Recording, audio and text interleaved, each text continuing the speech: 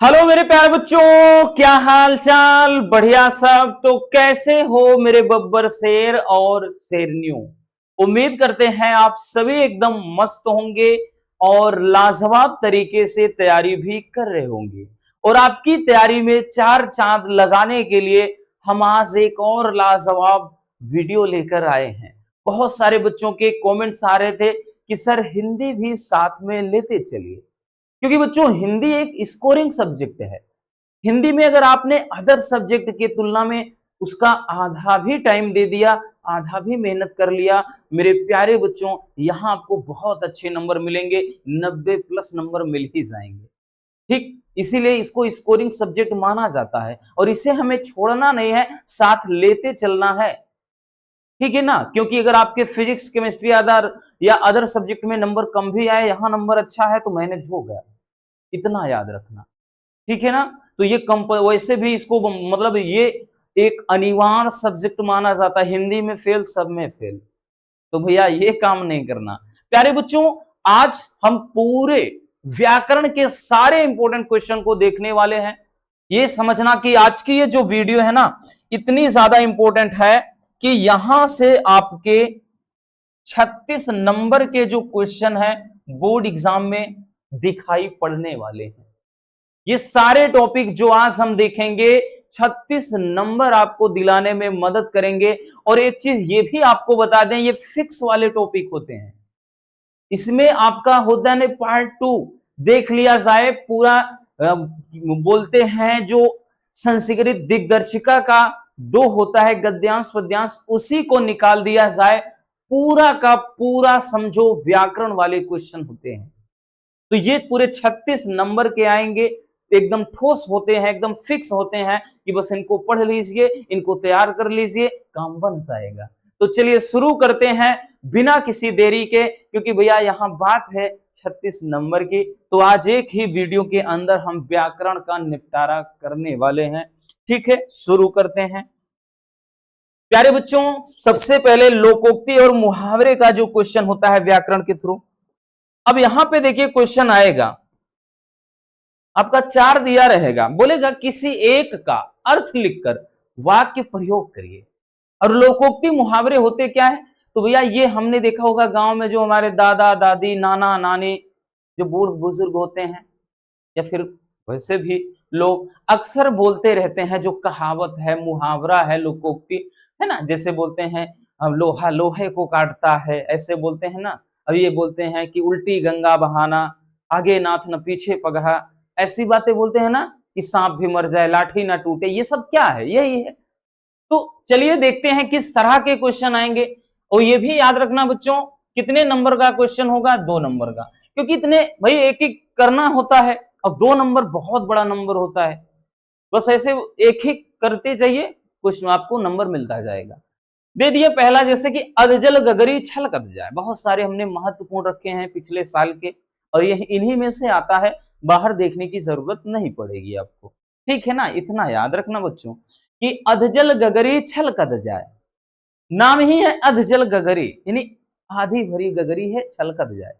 ये समझना कि गगरी आधी भरी है और उसको छलकाते हुए कोई सारा दिखावा कर रहा है, तो इसको बोलेंगे ऊपरी दिखावा या बाहरी दिखावा। तो हम लिखेंगे तो इसका अर्थ क्या होगा? अर्थ ये है कि ऊपरी दिखावा। अब वाक्य प्रयोग कैसे करेंगे? मतलब एक हम कैसे एक कोई वाक्य बनाएंगे, एक सेंटेंस बनाएंगे किस तरह से कि रतन ने गायन सीखना प्रारंभ करते ही स्वयं को गायक कहना शुरू कर दिया। या मान लेते हैं, लिख देंगे आप कि महेश ने गायक मतलब गायन सीखना प्रारंभ किया, तो अपने आप को बहुत बड़ा गायक समझने लगा। इसे ही तो कहते हैं कि अधजल गगरी छलकत जाए। चलिए दूसरा है कि आगे नाथ न पीछे पगहा। आगे नाथ न पीछे पगहा, यहां पगहा होगा। इसका मतलब क्या है? इसका मतलब यह है कि भैया जिसके आगे पीछे कोई ना हो, यानी कोई जिम्मेदारी ही ना हो। ठीक है, कि आगे नाथ न पीछे पगहा, कोई जिम्मेदारी ना होना, अर्थात जिसके आगे पीछे ना हो कोई भी। ठीक, तो यहां पर हम लिखेंगे कि बुढ़ापे में दादाजी की स्थिति आगे नाथ न पीछे पगहा वाली हो गई है, यानी इनके आगे पीछे कोई नहीं है। ठीक है, इतना याद रखना।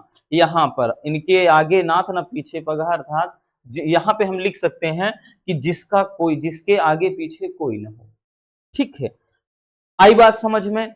चलिए, तो ये बड़ा आसान होते हैं बच्चों, इनमें ज्यादा आपको दिमाग चलाने की जरूरत ही नहीं, क्योंकि ये ऐसे क्वेश्चन है ही नहीं कि जिनमें हमको एक्स्ट्रा दिमाग लगाना पड़े।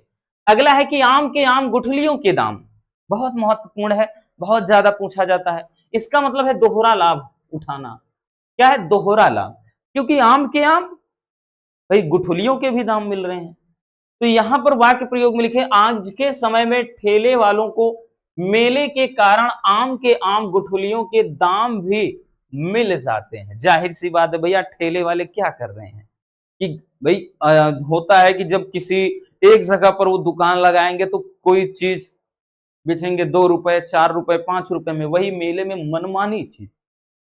आपने देखा होगा, गांव देहात से हैं, आप जानते हैं कि अगर वो एक चौराहे पर जो चाट पकौड़ा, दुनिया भर का ब्रेड टिकिया कुछ बेच रहे हैं, जितने पैसे में वो सामान उतना खरीद कर लाकर बेच रहे हैं, ये समझना लगभग उसका दोगुना पैसा निकाल लेंगे, उससे दोगुने से भी ज्यादा वो निकाल लेते हैं मेले में। जितना वहां बेचेंगे उससे दोगुना वहां, वो चीज होता है।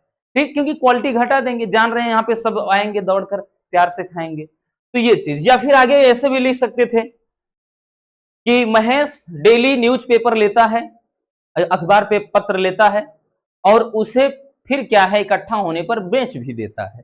तो भैया आम के आम भी हो गए, गुठलियों की दाम मिल गए। अगला है, बंदर क्या जाने अदरक का स्वाद। इसका मतलब क्या होगा? मूर्ख व्यक्ति गुणों के महत्व को नहीं समझता। आदमी बोलता है ना कि अरे भैया बंदर अब क्या जाने अदरक का स्वाद। तो इसका मतलब यही है कि जो मूर्ख आदमी होगा वो गुण के यानी गुणों का महत्व नहीं समझ सकता। तो वाक्य प्रयोग में लिखेंगे, अज्ञानी व्यक्ति शिक्षा के महत्व को नहीं जानते, तभी तो कहा गया है बंदर क्या जाने अदरक का स्वाद। जाहिर सी बात है, जो अनपढ़ गंवार है उनके लिए क्या मतलब है, पढ़ाई लिखाई क्या है, कोई फर्क नहीं पड़ता, भाड़ में जाए, कोई मतलब नहीं उनसे। वो मस्त मौला आदमी होते हैं, उनको लगता है कि वो अनपढ़ हैं, ठीक है ना, तो उनको यही लगता है जो काम धंधे कर रहे हैं इधर उधर, उसके बाद दिन भर मजदूरी किए, फिर उसके बाद घर आए, मस्त खाए पिए सो गए। और साथ में अगर कोई पीने वाला है तो उसके बाद पौआ मार के आएगा, बिंदास आकर घर में झगड़ा किए करेगा, मस्त नींद आएगी, खा पी कर सुबह उठेगा फिर चल देगा। ठीक है, तो उनके लिए तो यही होगा। वो क्या जानेगा कि यहाँ फिजिक्स में कूलाम का नियम क्या है, उससे क्या मतलब है कि भैया पाइथागोरस प्रमेय क्या है, उसके लिए घंटा फर्क पड़ेगा, है ना, याद रखना। अगला है कि उल्टा चोर कोतवाल को डांटे। इसका मतलब क्या है?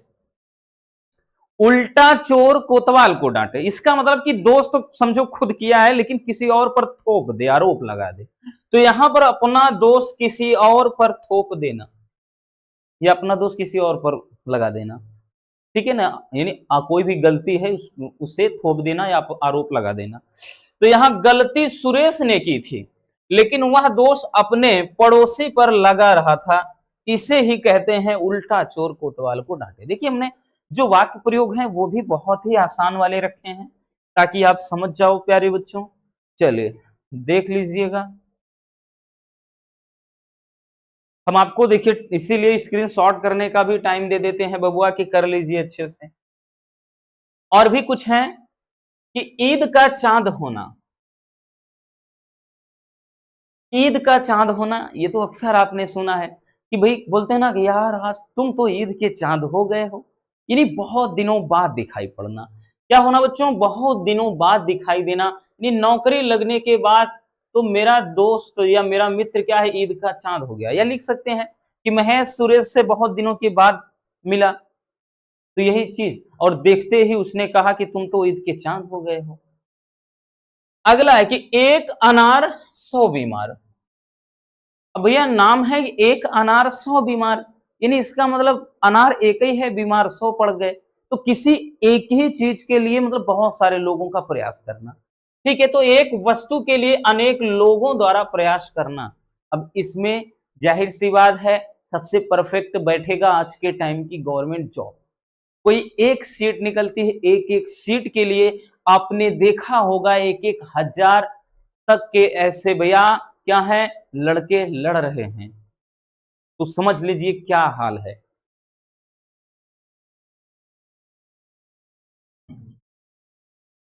यहां पर लिखेंगे जैसे एक लिपिक पद के लिए 10,000 आवेदन का आना एक अनार 100 बीमार जैसा है।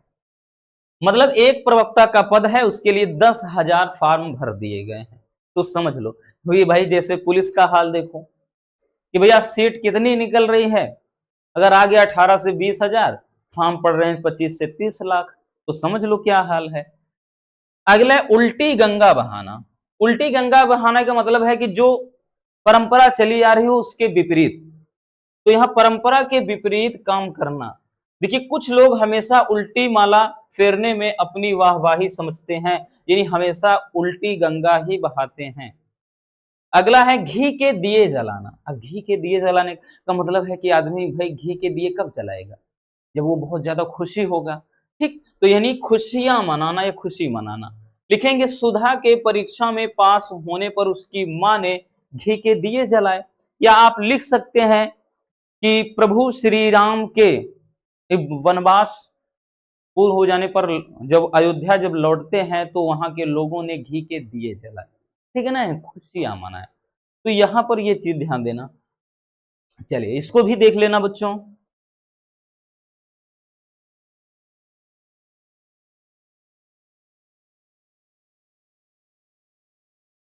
आगे देखते हैं।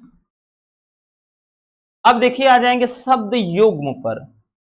देखिए हर एक टॉपिक ये भी 2 नंबर का होगा, इतना याद रखना, ये भी 2 नंबर का होगा। देखिए बोल रहा है कि सही शब्द युग्म का वहां पे 2 देगा, कितने देगा, 2, दोनों करना होगा, एक एक नंबर का रहेगा।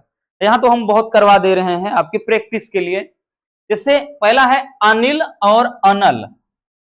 तो अनिल और अनल इसका सही भाई पढ़ने में देखिए आपको लगेगा एक जैसे हैं, लेकिन इनमें क्या है, डिफरेंस होगा, अब अंतर होगा। तो यहां पर देखिए अनिल का मतलब क्या है, अनल का मतलब। तो इस वाले बच्चों अनिल का मतलब होता है वायु या हवा, वायु या हवा हम कह सकते हैं। और इस वाले अनल का मतलब होता है आग। तो ऐसा किसमें है, पहला विकल्प है वायु और आग, जल और कमल, आग और वायु, हवा और धूल। तो भैया आगे जाने की क्या जरूरत है, पहला ही है वायु और आग। ठीक है, यानी वायु और आग, या हवा और आग होता तब भी, तो यही वाला क्या हो जाएगा, सही हो जाएगा। ठीक है ना। चलिए आगे चलते हैं। नेक्स्ट अगला है जलद और जलधि। देखिए ये बहुत प्यारा सा क्वेश्चन है और ये बड़ा इंपॉर्टेंट है, क्योंकि ये इतनी बार आया है, बच्चे इसमें बहुत बार कंफ्यूज भी हो जाते हैं। ठीक है, देखिए जलद है और जलधि है। जलद, तो जलद का मतलब क्या होता है, जलधि का विकल्प है कमल और समुद्र, सिंधु और आकाश, बादल और समुद्र, जलना और जो जला ना। तो जलद का मतलब होता है बादल, और उसके बाद जलधि का मतलब है सागर यानी समुद्र। तो भैया बादल और समुद्र किसमें है, पहला दूसरा नहीं है, तीसरा है ये चीज। ठीक है, आगे देखते हैं। अगला है वसन और व्यसन। ये भी काफी इंपॉर्टेंट है।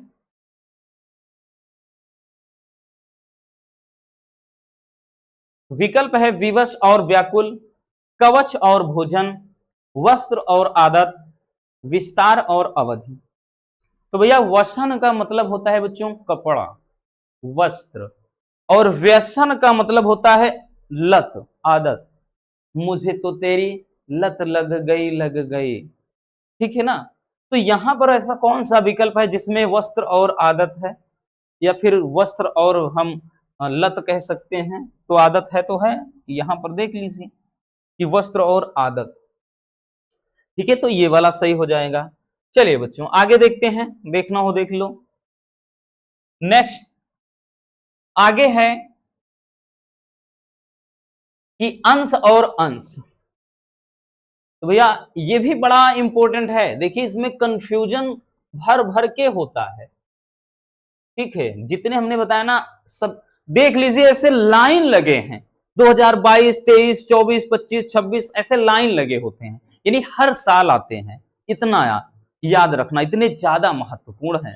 ठीक है, तो विकल्प आपका है कंधा और भाग, शुरू और अंत, ऊपर और नीचे, भाग और हिस्सा।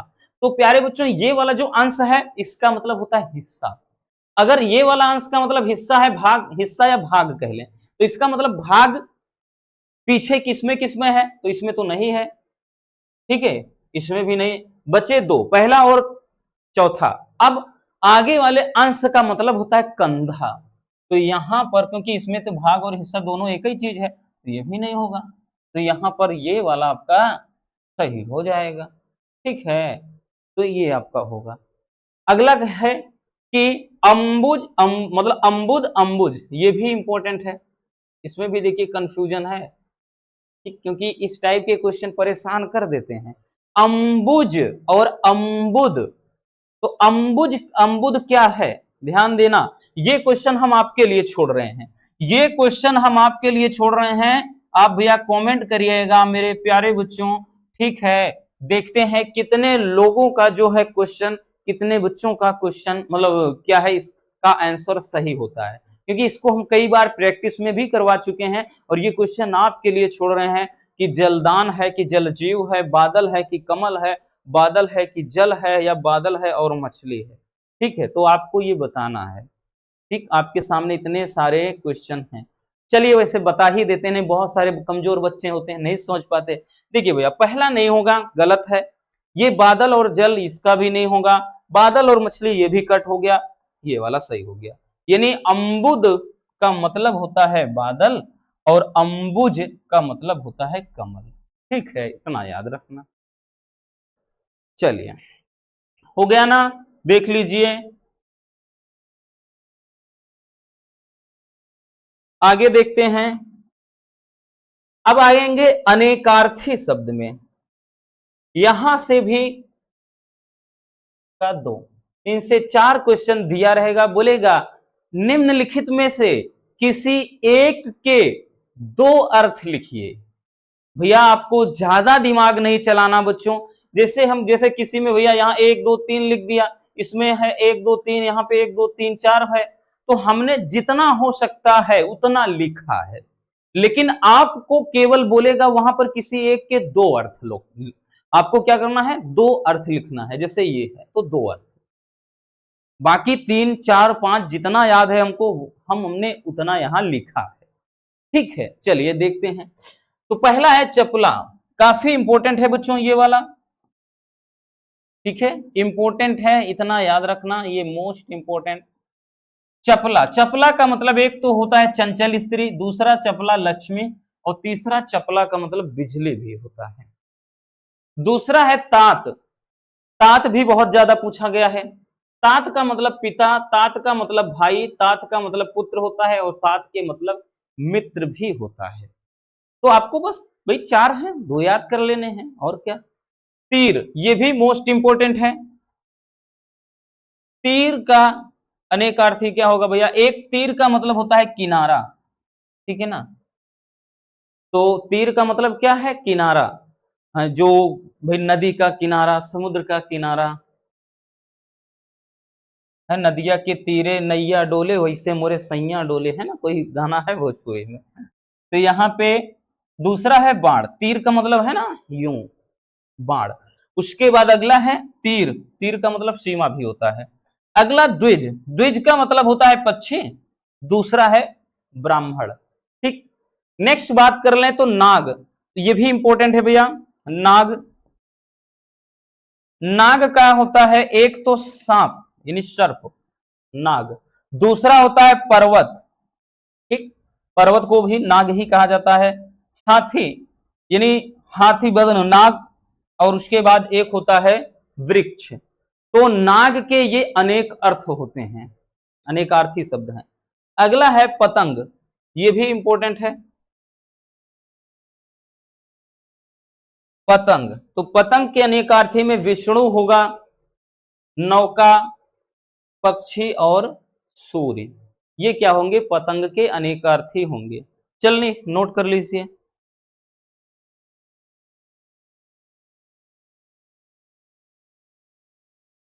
अगला देखते हैं, आगे भैया अंबर, ये तो अपने आप में बहुत इंपॉर्टेंट है। अंबर का मतलब क्या है? आकाश।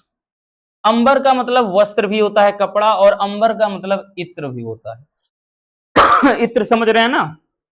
परफ्यूम जो होता है, सेंट जिसको बोलते हैं। अगला है शिखा। शिखा का मतलब होता है किरण, ज्वाला, शिखर और चोटी।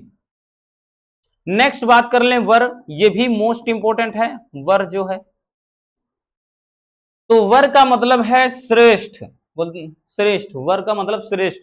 श्रेष्ठ यानी जो क्या हो, बड़ा हो। अगला है मुख्य, प्रधान, दूल्हा, ये सभी श्रेष्ठ के अनेक अर्थी हैं। नेक्स्ट है बच्चों कनक। तो कनक का मतलब होता है सोना, एक कनक का मतलब होता है धतूरा, और तीसरा है पलाश, या जिसको टेसु बोलते हैं ना, वो चीज, वो भी कनक, पलाश, जो पुष्प होता है बहुत सिंदूरी कलर में, गुच्छेदार। अगला है कर, ये भी इंपॉर्टेंट है ज्यादा बच्चों। कर का मतलब होता है हाथी की सूंड, और एक कर का मतलब हाथ भी होता है, और एक कर का मतलब क्या है? टैक्स होता है ना? किरण और हाथ भी होता है। फिर काल, ये भी इंपॉर्टेंट है, काल वाला। काल का मतलब क्या है? काल का मतलब एक तो समय होता है, एक होता है काल का मतलब मृत्यु। अगला है यमराज, ठीक, लगभग सेम ही समझ सकते हैं, मृत्यु यमराज। अगला है मतलब यहां पे काल का मतलब अकाल होता है, ठीक है। चलिए नोट कर लीजिए इसको भी।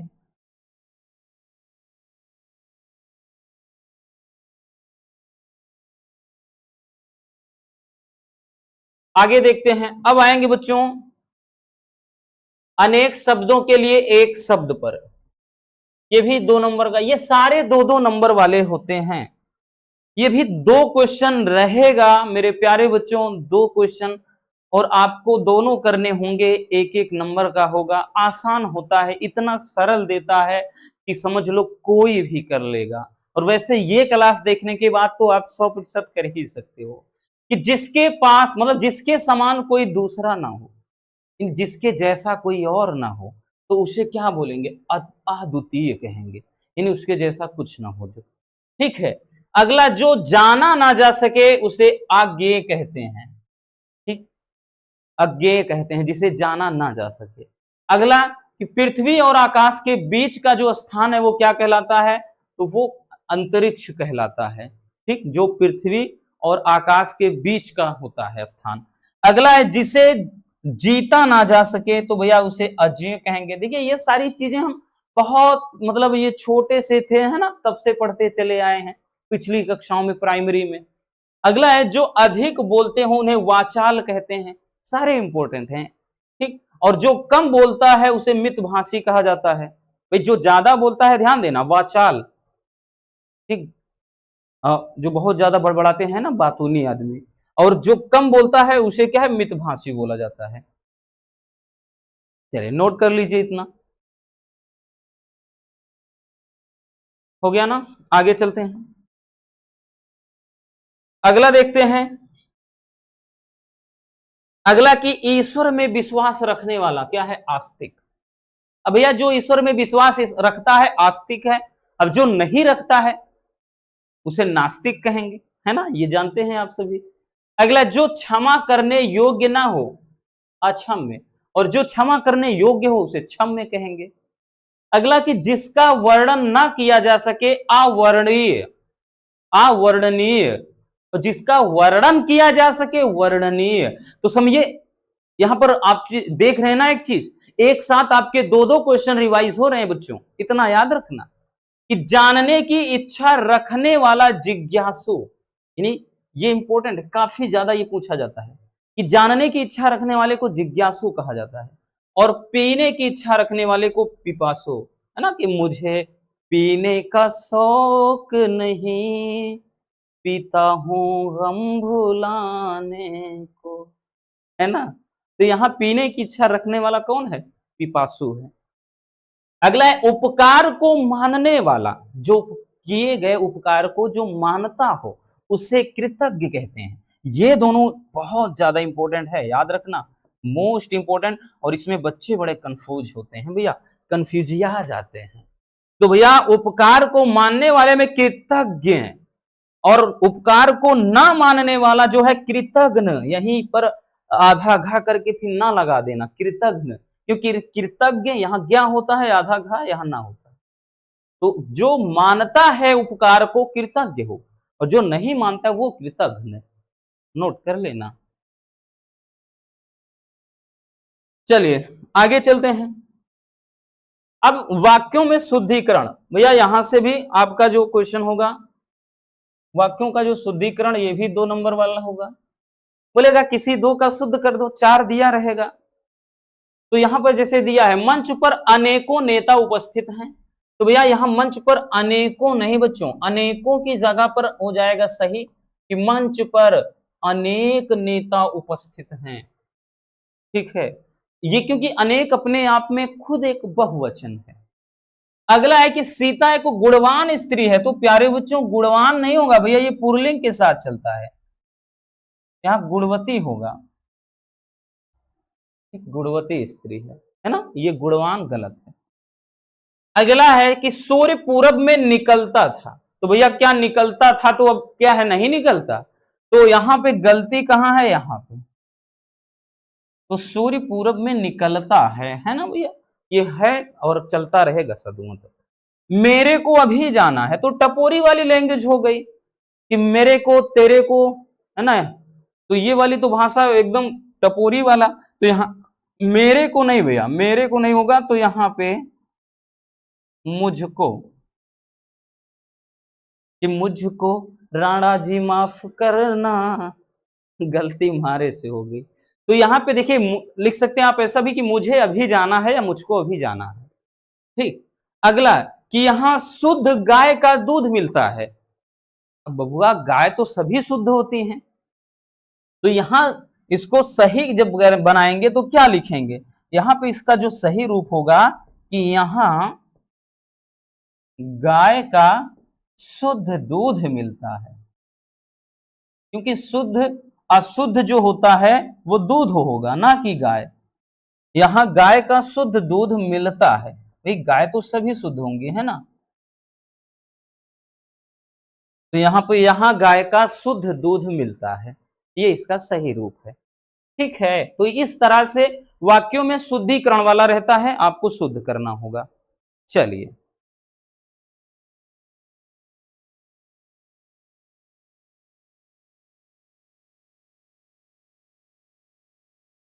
हो गया, नोट कर लिए भैया।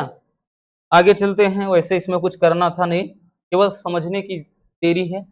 अब देखिए एक आता है आपका अपठित गद्यांश, और ये जो अपठित गद्यांश वाला क्वेश्चन आता है ना, ये क्वेश्चन 5 नंबर का आता है, और इतना आपको जरूर हम बताएंगे कि 100 में 100% ये आपको नंबर देकर जाएगा।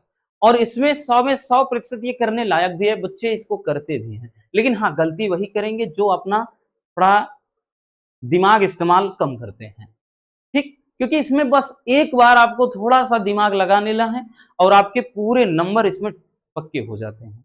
पहले इसके स्थान पे जो संधि विच्छेद और विभक्ति वचन आता था, लेकिन उसको हटा दिया। उसको जब से हटाया थोड़ा बच्चे इसको आराम से कर भी लेते हैं, क्योंकि इसमें संधि बच्चों को रटना पड़ता था, है ना, संधि समझनी पड़ती थी, नियम जानना पड़ता था, लेकिन इसमें तो ऐसा कुछ नहीं है। उसमें पता चले विभक्ति वचन में रामा रामो राम ही करते थे ऐसे लड़के, है ना। तो यहाँ पे क्या है, ऐसे देगा कि बोलेगा दिए गए अपठित गद्यांश या पद्यांश को, अच्छी बात यह है अथवा में रहेगा। ठीक, आपका एक और भी तो पढ़ना होगा, और उससे संबंधित नीचे 3 प्रश्न होंगे, तीनों प्रश्न का उत्तर दे देना है, 5 नंबर आपकी झोली में। जैसे एक दिया है कि वैज्ञानिकों का मानना है, वैज्ञानिकों का मानना है कि पृथ्वी पर सर्वप्रथम अस्तित्व में आने वाला एक कोशिकीय जीव अमीबा एवं पैरामीशियम के जन्म के पीछे मीथेन ही कारक रही है। यानी अगर देखें तो पृथ्वी पर जो सबसे पहले अस्तित्व में आया वो एक कोशिकीय जीव अमीबा और पैरामीशियम थे और आने का कारण यहाँ मीथेन रही है। प्राप्त जानकारी के अनुसार मंगल सप्ताह पर स्थित चट्टानों में लौह तत्व की प्रधानता है, यानी जो मंगल ग्रह है वहां पर लोहे की प्रधानता है। इसके फलस्वरूप हवा की उपस्थिति में वहां जंग लगने की जो प्रक्रिया है स्वाभाविक रूप से चलती रहती है। इसी कारण इस ग्रह की जो मिट्टी है वो लाल हो गई और आंधी चलने पर यहाँ का वातावरण गुलाबी बादलों से भर जाता है। इन्हीं कारणों से मंगल ग्रह को लाल ग्रह भी कहा जाता है। ठीक, और मंगल ग्रह पर पहुंचने वाला भारत पहला एशियाई देश बन गया है। तो प्यारे बच्चों देखिए, सबसे पहला काम आपको यही करना होगा कि अच्छे से एक बार पढ़ लेना है। बहुत ज्यादा दिमाग इसमें चलाना नहीं होता है, एक बार पढ़ लेना होता है।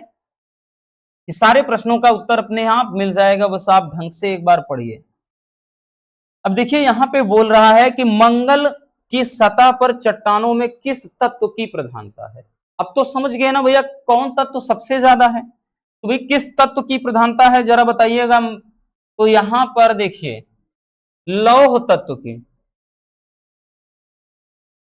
तो भैया लौह तत्व की प्रधानता है। बट आप ऐसे शॉर्ट में नहीं लिखेंगे, आप जब पेपर में वहां बोर्ड एग्जाम में बैठेंगे पेपर में पूरा लिखेंगे कि मंगल की सतह पर चट्टानों में लौह तत्व की प्रधानता अधिक है। ठीक है, मतलब लौह तत्व की प्रधानता है, मतलब लोहा ज्यादा है। आगे, मंगल ग्रह की मिट्टी किस कारण से लाल है। तो भैया मंगल ग्रह की मिट्टी कह रहा है किस कारण से लाल है जरा बताइएगा।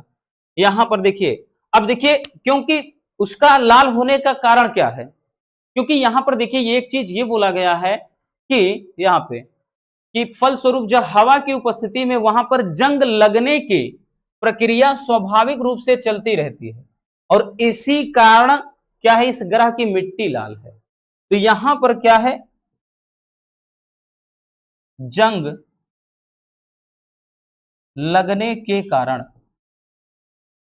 क्योंकि हम शॉर्ट में ये बता रहे हैं, ऐसा नहीं लिखना है आपको। आप लिखेंगे कि मंगल ग्रह की मिट्टी, यहां पे ऐसे लिखेंगे कि मंगल ग्रह पर जंग लगने की प्रक्रिया स्वाभाविक रूप से चलती रहती है। पूरा आप यहां पर कि जंग लगने की प्रक्रिया स्वाभाविक रूप से चलती रहती है, इसी कारण इस ग्रह की मिट्टी जो है वो क्या है, लाल है। यहां तक ऐसे। ठीक, अगला है कि पृथ्वी पर सर्वप्रथम अस्तित्व में आने वाले जीव कौन कौन है। तो भैया कौन सा है, एक तो अमीबा है, दूसरा पैरामीशियम। तो कौन कौन सा जीव है, अमीबा एवं पैरामीशियम।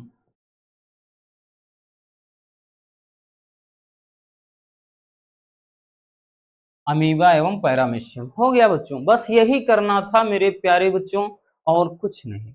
ठीक है, तो इसमें कोई बताने की जरूरत नहीं है, ना तो स्क्रीनशॉट करने की। तो इस तरह से, क्योंकि नाम ही है अपठित, आप चाहे जितना पढ़ लो ये आपको किताब से आपके मिलेगा ही नहीं, ये ऐसे ही अपने मन का दे देगा। ठीक, बस आपको समझना है, आपको ऐसे करना पड़ेगा। आई बात समझ में। चलिए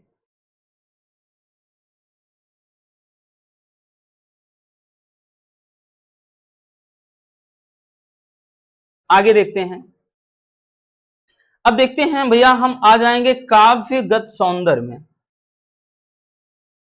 अब काव्य सौंदर्य के अगर हम बात कर लें, जो तत्व होंगे भैया, ये जो होते हैं काव्य सौंदर्य के तत्व हैं।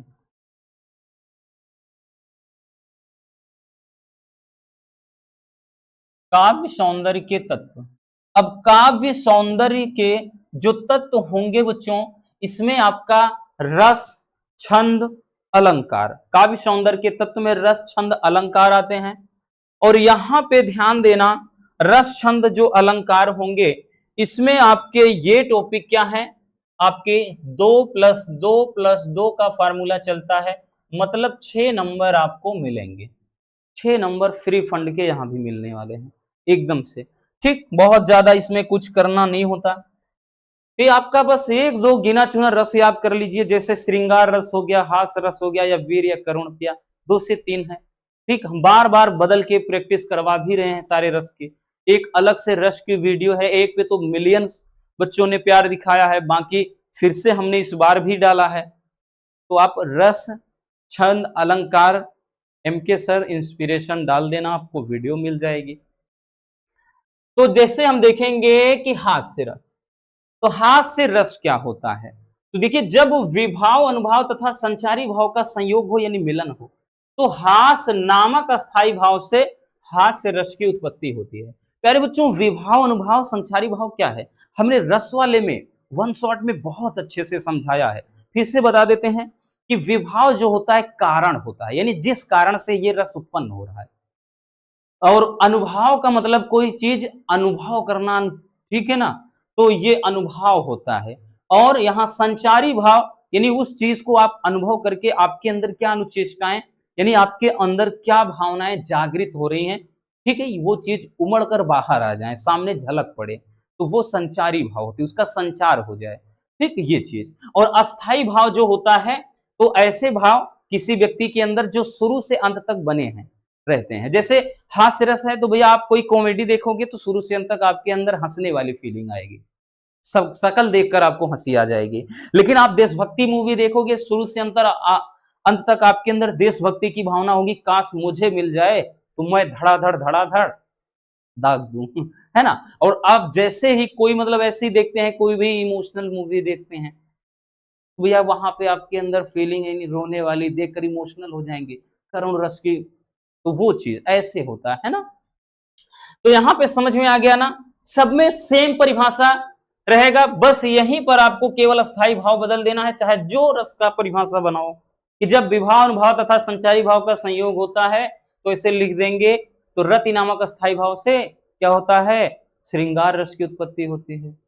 या जब विभाव, अनुभाव तथा संचारी भाव का संयोग होता है, तो यहाँ पे हम कोई भी हम जैसे लिख देंगे, ठीक, तो मतलब कोई भी बना देंगे। आप जैसे वीर रस का बता रहे हैं, तो यहाँ उत्साह वगैरह लिख देंगे। तो जो भी यहाँ स्थायी भाव होगा, केवल अस्थाई भाव बदलेगा, परिभाषा सबका सेम।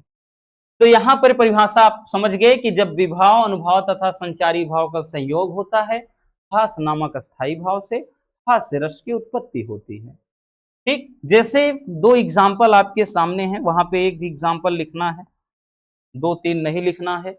दो यहाँ पे हैं कि हाथी जैसी देह, गैंडे जैसी खाल, और तरबूजे सी खोपड़ी, खरबूजे से गाल।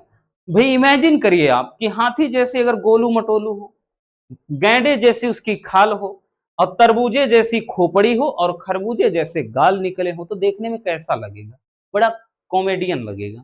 ठीक वही चीज। और जैसे सिर पर गंगा हंसे, भुजन में भुजंगा हंसे, और हास ही को दंगा भयो नंगा के विवाह में। तो यहाँ पे शंकर जी के विवाह, शिव जी के विवाह के बारे में कहा गया है कि सिर पर गंगा हंसे, यानी उनके सिर पर गंगा जी विराजमान होती हैं, और भुजन में भुजंगा हंसे, यानी उनके भुजाओं में क्या है, भुजंगा यानी सर्प विराजमान होता है, और हास ही को दंगा भयो, और नंगा के विवाह में, यानी जब ये अद्भुत रूप वहां पर देखा जाता है तो लोगों में भगदड़ मच जाती है, और नंगा के विवाह में अर्थात वो ऐसी अवस्था में वो क्या है, अर्ध नग्न होते हैं, आधे नंगे होते हैं, यानी बदन खुला रहता है, कहीं ढका रहता है, ऐसा। ठीक है, तो ये हो जाता है, याद रखना।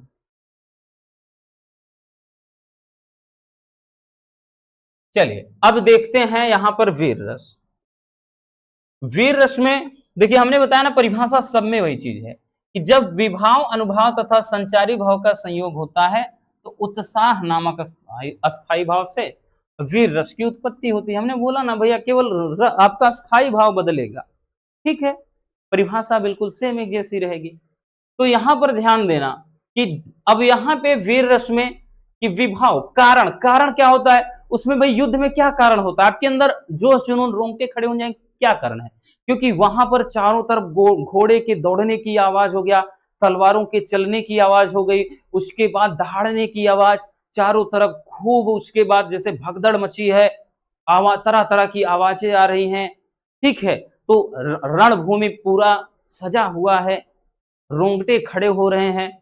तो ये सब क्या है, मतलब हमारे अंदर फीलिंग्स आती हैं, है ना। तो यही सारी चीजें क्या है, जैसे विभाव, अनुभाव, संचारी भाव में शामिल होती हैं। अब यहां पर आपके सामने दो उदाहरण लिखे हैं कि जो तनिक हवा से बाग हिली, लेकर सवार उड़ जाता था, और राणा की पुतली हिली नहीं, तब तक चेतक मुड़ जाता था। मतलब ये चेतक घोड़े के बारे, ठीक है, महाराणा प्रताप के चेतक घोड़े के बारे में कहा गया था। तो यहां पर वही चीज लिखा है। अगला कि बुंदेले हर बोलों के मुंह, हमने सुनी कहानी थी, खूब लड़ी मर्दानी, वो तो झांसी वाली रानी थी। या फिर ये हो गया, या फिर सुन लीजिए, हम एक और बोल रहे हैं कि जीती जाती हुई जिन्होंने भारत बाजी, निज बल से बल मेट विधर्मी, मुगल कुराजी, जिनके आगे ठहर सके जंगी न जहाजी, हैं ये वही प्रसिद्ध छत्रपति भूप शिवाजी। मतलब ऐसे बहुत सारे हैं, है ना।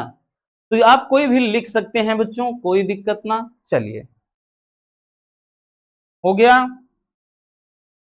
आगे अब आ जाते हैं, रस हो गया भैया। अलंकार, अलंकार में जैसे अनुप्रास अलंकार तो बहुत महत्वपूर्ण है, इसलिए इसको हम बार बार रखते हैं। अनुप्रास अलंकार बड़ा आसान होता है पहचानना, जहां पर एक ही व्यंजन की आवृत्ति बार बार हो, मतलब कोई एक ही व्यंजन बार बार आए, ठीक है, एक व्यंजन क्या हो बच्चों, बार बार आए, तो वहां पर क्या होता है, अनुप्रास अलंकार होता है। ठीक है, जैसे आपके सामने यहां पर ध्यान दीजिए, उदाहरण यहां पे पहला है कि तरन तनुजा तट तमाल तरुअर बहुछाय। अगर आप इसमें नोटिस करिए तो आपको कौन सा भैया यहां पे व्यंजन बार बार दिखाई पड़ रहा है, ता। ठीक, तो यहां पर ध्यान दीजिए, आपका ता है, ता ता यहां पे भी, तो यहां पे ता की आवृत्ति बार बार हुई है, तो इसमें हो जाएगा ये कौन सा, तो अनुप्रास। अगला है कि पके पेड़ पर पका पपीता, पिंकू पकड़े पका पपीता, है ना। तो यहां पा है, इसमें किसकी आवृत्ति बार बार हुई है, इससे। अब इससे सटीक एग्जाम्पल तो कोई हो ही नहीं सकता। नेक्स्ट है कि रघुपति राघव राजा राम, तो भैया यहां पर भी क्या है, रा की आवृत्ति हुई है। नेक्स्ट कि चारु चंद्र की चंचल किरणें खेल रही हैं जल थल में, ठीक, यहां पे किसकी आवृत्ति, चा की। या फिर समर्पण लो सेवा का सार, उसमें भी सा होगा।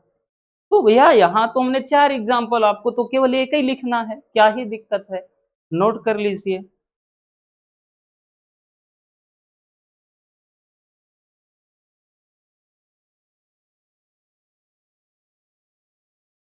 हो गया, चलिए। अगला अलंकार उत्प्रेक्षा अलंकार। देखिए, उत्प्रेक्षा अलंकार को भी पहचानना बड़ा आसान है, जहां पर उपमेय और उपमान की भिन्नता जानते हुए भी उपमेय में उपमान की संभावना बताई जाए। अब देखिए, उपमेय क्या है, उपमान क्या है, इसीलिए बोल रहे हैं ना, वो वाली वीडियो देख लेना, वन शॉट वाली। उपमेय का मतलब बच्चों जिसकी तुलना की जाए, जैसे हमारी तुलना अगर की जा रही है, उपमान जैसे जिससे की जाए, जैसे हमारी तुलना अगर आपसे की जा रही है तो हम उपमेय और आप उपमान, या फिर हम खड़े हैं और कोई खड़ा है, हमारी तुलना उससे की जा रही है तो हम उपमेय वो उपमान। तो ये चीज है कि जिसकी तुलना की जाए उपमेय, जिससे की जाए उपमान। तो जहां उपमेय और उपमान की भिन्नता, उनमें अंतर जानते हुए भी उनकी क्या है, संभावना व्यक्त की जाए, वहां पर उत्प्रेक्षा अलंकार है। और उत्प्रेक्षा अलंकार को पहचानना आसान कैसे होगा, इसमें मनु मानो, जनु जानो, मनहु जनहु, ये सभी क्या हैं, वाचक शब्द आते हैं। ठीक है, जैसे यहां पर 2 एग्जाम्पल रखे गए हैं बच्चों आपके सामने, दोनों में चलिए बहुत सिंपल तरीके से पहचानेंगे आप कि पुलक प्रकट करती है धरती हरित तृणों की नोकों से, और मानो झूम रहे हो तरु भी मंद पवन के झोंकों। तो प्यारे बच्चों, यहां मानो शब्द आया कि नहीं, तो यहां पे मानो शब्द आ गया, कौन सा अलंकार हो जाएगा, उत्प्रेक्षा। अगला कि उस काल मारे क्रोध के तन कांपने, उसका लगा मानो हवा के वेग से सोता हुआ सागर जगा। तो बच्चों यहां पर भी देखिए मानो है, तो इससे हम आराम से पहचान जाएंगे कि मानो या मनु या जनु या जानो या मनहु जनहु, ये सभी वाचक शब्द आ जाते हैं तो याद रखना बच्चों, वो क्या होगा, उत्प्रेक्षा अलंकार होगा। नोट कर लेना। चलिए आगे देखते हैं। अब देखेंगे भैया हम छंद को। क्या देखेंगे बच्चों, छंद। छंद में चौपाई, ठीक है, केवल चौपाई छंद देख लेंगे। दोहा सोठा भी है तो दोहा सोठा वगैरह बताया गया है, क्योंकि दोहा या चौपाई आएगा, सोठा या चौपाई आएगा, अथवा में आता है। तो चौपाई तो 100% फिक्स है ही, इसीलिए बोल रहे हैं कि चौपाई देख लो। देखिए चौपाई क्या होता है, यह एक सममात्रिक छंद है। नाम ही है सममात्रिक, मतलब इसमें मात्राएं समान होती हैं। इसमें 4 चरण होते हैं और प्रत्येक चरण में जो है 16 मात्राएं होती हैं, ठीक। और चरणों के अंत में जगण अथवा तगण होने से इनका जो है सौंदर्य नष्ट हो, ठीक है। और याद रखना इसके बाद में इनके जो है तुक हैं वो मिलते जुलते हैं, लगभग लगभग नहीं मिलते हैं। जैसे बिनु पग चले सुनई, मतलब चलई भी सुनई बिनु काना, कर बिनु करम करई विधि नाना। अब उसके बाद नीचे है कि आनन रहित सकल रस भोगी, बिनु बानी बक्ता बड़ जोगी। तो यहां पर अगर आप नोटिस करिए बच्चों कि यहां पर ध्यान दीजिएगा कि इसकी मात्रा गिनना है और बोलेगा वहां पे वो गिनना पड़ेगा भैया, बिना मात्रा, आपको मात्रा के साथ। यहां पे देखिए जो बड़ा आ का मात्रा होता है उसको गुरु से ऐसे दर्शाते हैं, जो छोटा आ का ऐसे। अब चाहे बड़ा आ हो, चाहे बड़ा ऊ हो, चाहे बड़ी ई हो, ऐसे लिखेंगे, ठीक है, इस तरह से। और जो है इसमें चाहे छोटा आ हो, छोटी ई है, छोटा ऊ हो, तो वो केवल एक लाइन, ठीक है। तो यहां पर वही कह रहा है प्रत्येक चरण में 16। तो देखते हैं, क्योंकि 1 2 3 4 चरण है। और देखिए यहाँ पे काना फिर नाना, भोगी यहाँ जोगी मिल रहा है। तो यहाँ पे मात्रा में लघु है, लघु है, ये लघु है, इसमें ये लघु है, ये भी लघु है, ये दोनों गुरु हैं। जोड़ लेते हैं, 2 2 4 2 6 2 8 2 10 2 12 2 14 2 16। कितनी मात्रा भैया, 16 मात्रा। तो 16 मात्रा होगी बच्चों। अब इसमें हमको बताने की अलग से जरूरत ना है, इसमें भी आप जोड़ेंगे तो आपको पूरी मात्रा 16 ही मिलेगी, ठीक। अगर मात्रा 16 नहीं है तो इसका मतलब कहीं आपने इस लिखने में ये मतलब जो आपका उदाहरण है उसमें मात्रा में गलती कर दी है, तब समझो 16 नहीं होगा। नहीं, 2 2 4 2 6 2 8 2 10 2 12 2 14 2 16, इसमें भी कितनी है, 16 मात्रा, ठीक। अगला है कि आनंद। देखिए इसमें बड़ा है तो गुरु, लघु लघु, फिर लघु लघु लघु है, ये तीनों लघु है, ये लघु है, ये दोनों गुरु हैं।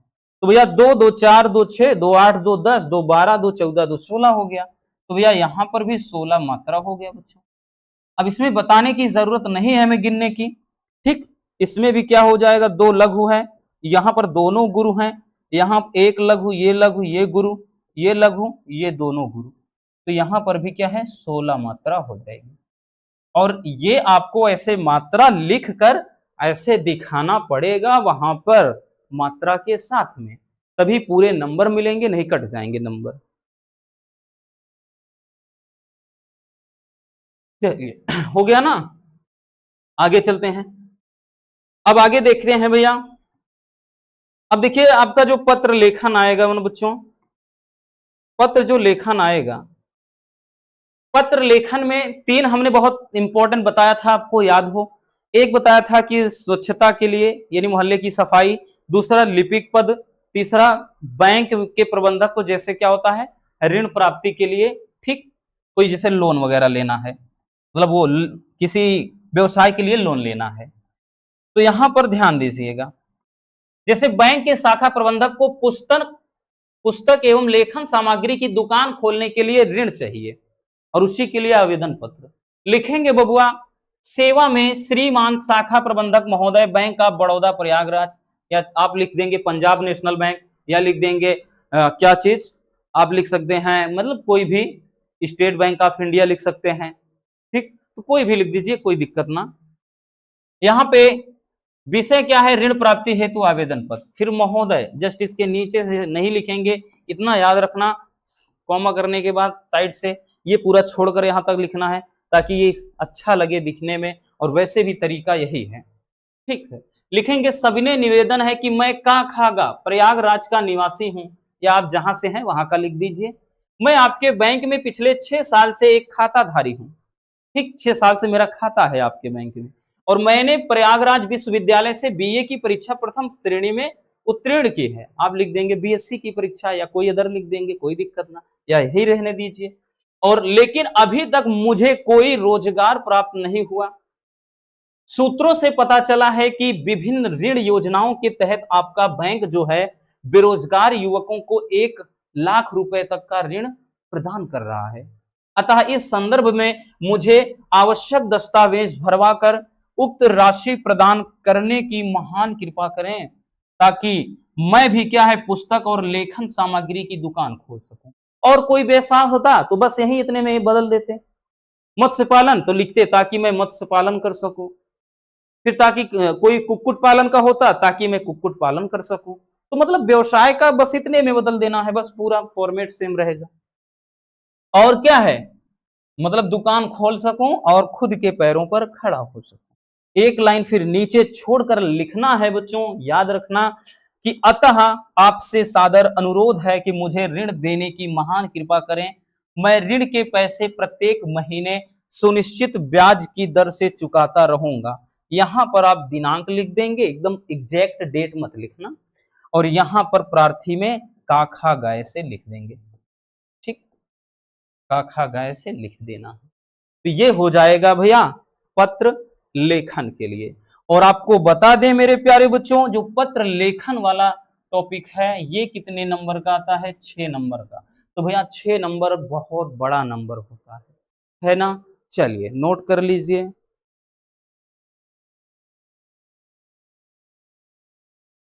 आगे चलते हैं। निबंध लेखन। देखिए निबंध लेखन, इसको पहले भी हमने बताया कि कुछ ही ऐसे टॉपिक हैं जो आप देख लीजिए, बार बार आपको वो नहीं देखना। बाकी लिखने का सही क्या तरीका है हम एक अलग से वीडियो में आपको बता देंगे। निबंध लेखन आता कितने नंबर का है, तो भैया पूरे पूरे 9 नंबर का। बाकी कुछ इंपॉर्टेंट निबंध जरूर हैं जो आपको हर हाल में देखने होंगे एक बार, लेकिन लिखना कैसे है वो हमने बताया ना, एक अलग बात है। क्योंकि आप क्वेश्चन बैंक में देखेंगे 3-3 4-4 पेज में बहुत लंबा चौड़ा निबंध रहता है, पता चले 500 शब्दों में, 1000 शब्दों में है, और 500 तो कम बता दिए, 1000 शब्द, 2000 शब्द, 3000 शब्द में रहते हैं।